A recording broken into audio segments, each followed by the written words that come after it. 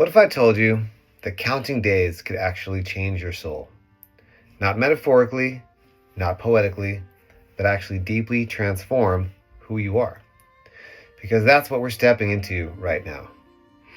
Last night we began something called Sefirat HaOmer, the counting of the Omer. And most people think it's just counting between Pesach and Shavuot, between Passover and Shavuot. But in the deeper Jewish tradition, this is a 49-day journey of inner transformation, a process, a refinement, a rebuilding of the self. Because here's the truth. We left Egypt in one night, but it takes a lifetime to get Egypt out of us. In the Omer, this is how we begin the work. So what is the Omer? In the Torah, in Leviticus chapter 23, we are commanded to count 49 days, from the second night of Pesach all the way to the holiday of Shavuot. On the surface, it's agricultural. The Israelites would bring an offering of barley and then count until the wheat harvest. Simple. But Judaism never stays on the surface, because spiritually, this is the bridge between freedom and purpose. Passover is about liberation, about leaving Mitzrayim, leaving constriction. But Shavuot, it's about receiving Torah, receiving direction, meaning, alignment. And the question is, what happens in between? Because without direction, freedom doesn't last. Without inner work, it falls apart. So for 49 days, we don't just count time, we refine who we are.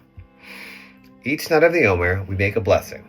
Baruch atah Adonai Eloheinu melech haolam, asher kiddushanu b'mitzvotav v'tzivanu al Sefirat HaOmer.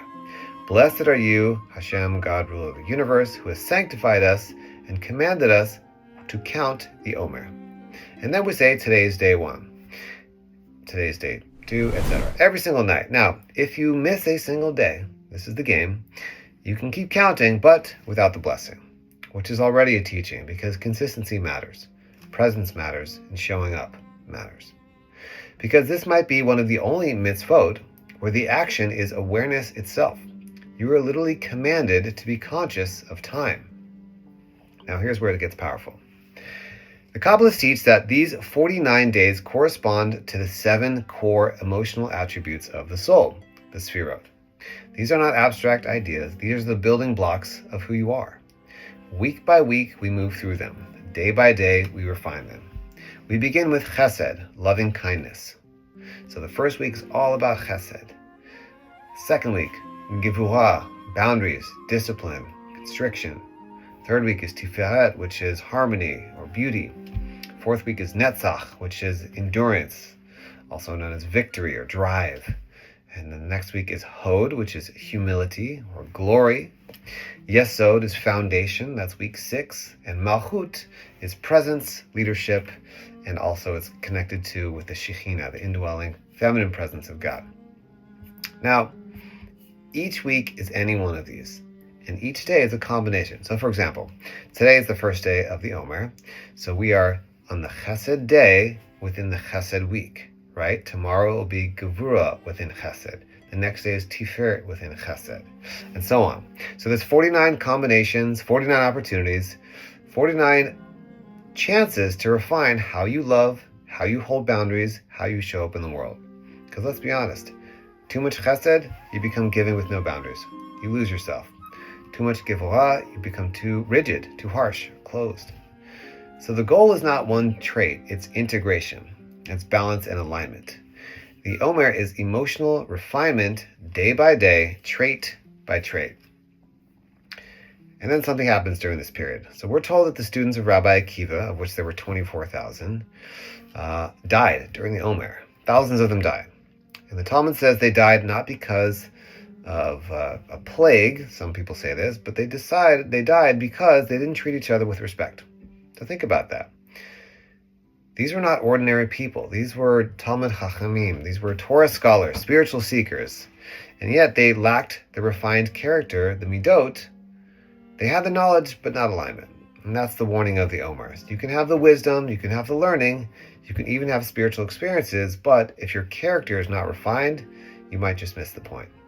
So the Omer comes to fix that, to realign us, soften us, strengthen us, to make us vessels worthy of receiving something higher, which is the Torah on Shavuot.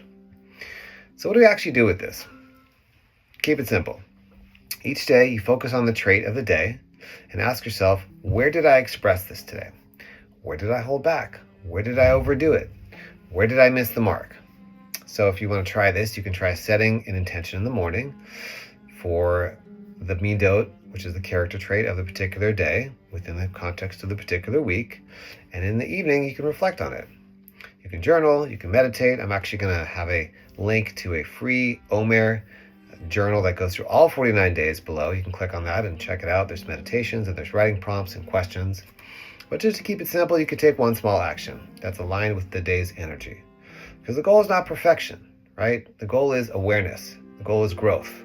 Don't just count the days, as they say. You want to make the days count. And after 49 days, we arrive at Shavuot, the moment of revelation. But here's the secret. Shavuot is not just something that happened. It's something that happens again and again and again. So the question is not, did you count the Omer? The question is, did you change? Did you grow? Did you become more open, more aligned, more ready? Because on day 49, you're standing at your own Mount Sinai, and the only real question is, who are you now compared to who you were when you left Egypt? So on day 49, the question is not, did you count? It's, who did you become? Hag Sameach.